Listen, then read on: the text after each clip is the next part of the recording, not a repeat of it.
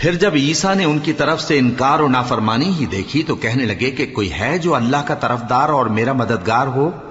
حواری بولے کہ ہم اللہ کے طرفدار اور آپ کے مددگار ہیں، ہم اللہ پر ایمان لائے اور آپ گواہ رہیں کہ ہم فرمانبردار ہیں۔ اے پروردگار، جو کتاب تو نے نازل فرمائی ہے ہم اس پر ایمان لے آئے اور تیرے پیغمبر کے متبع ہو چکے، تو ہم کو ماننے والوں میں لکھ رکھ۔ اور وہ یعنی یہود قتل عیسیٰ کے بارے میں ایک چال چلے اور اللہ نے بھی عیسیٰ کو بچانے کے لیے تدبیر کی، اور اللہ بہترین تدبیر کرنے والا ہے۔ اس وقت اللہ نے فرمایا کہ عیسیٰ، میں تمہاری دنیا میں رہنے کی مدت پوری کر کے تم کو اپنی طرف اٹھا لوں گا اور تمہیں کافروں کی صحبت سے پاک کر دوں گا، اور جو لوگ تمہاری پیروی کریں گے ان کو کافروں پر قیامت تک فائق و غالب رکھوں گا۔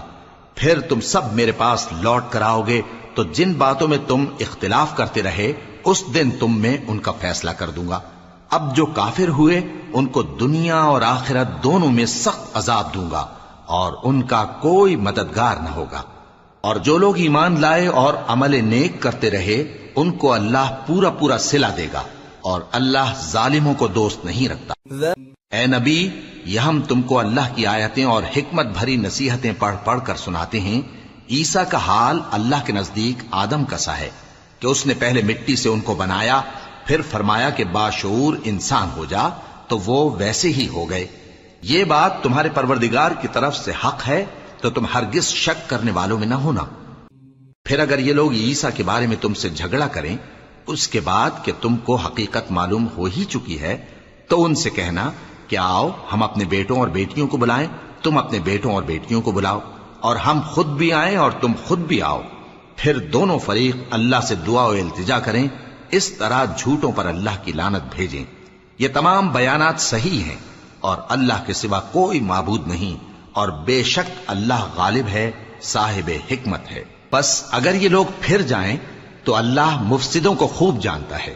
کہہ دو کہ اے اہل کتاب، جو بات ہمارے اور تمہارے دونوں کے درمیان یکساں تسلیم کی گئی ہے اس کی طرف آؤ، وہ یہ کہ اللہ کے سوا ہم کسی کی عبادت نہ کریں اور اس کے ساتھ کسی چیز کو شریک نہ بنائیں، اور ہم میں کوئی کسی کو اللہ کے سوا اپنا کارساز نہ سمجھے۔